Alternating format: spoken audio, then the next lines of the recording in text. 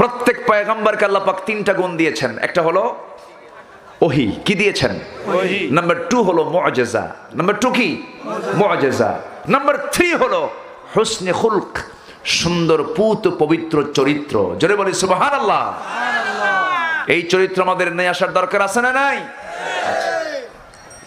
আমার ভাইয়েরা একটু কান লাগাই। এক রাত পেয়েছি, অল্প সময়ে বহু কথাগুলো পাড়ি দিতে হবে। আমার ভাইয়েরা অল্প সময় অনেকগুলো কথা আমরা শোনার চেষ্টা করব। আল্লাহ রাব্বুল আলামিন বলছেন, তোমরা বন্ধু কাকে বানাও আমি তোমাকে শেখায় দিচ্ছি। বন্ধু তোমার কারা কারা হবে শিখে নাও।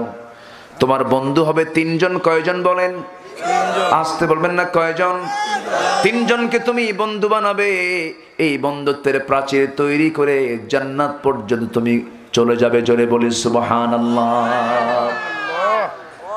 আমার ভাইয়েরা আল্লাহ রাব্বুল আলামিন বলেন, ইন্নামা ওয়ালিয়্যুকুমুল্লাহু ওয়া রাসূলুহু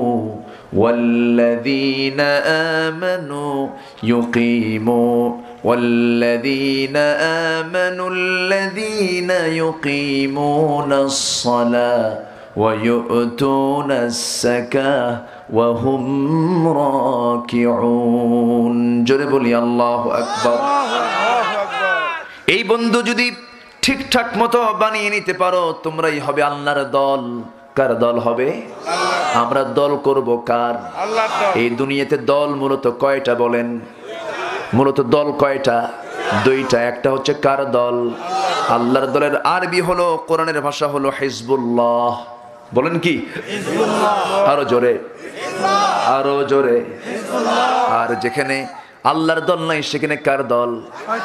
তার নাম হচ্ছে হিজবুশ শাইতান। হিজবুশ শাইতান।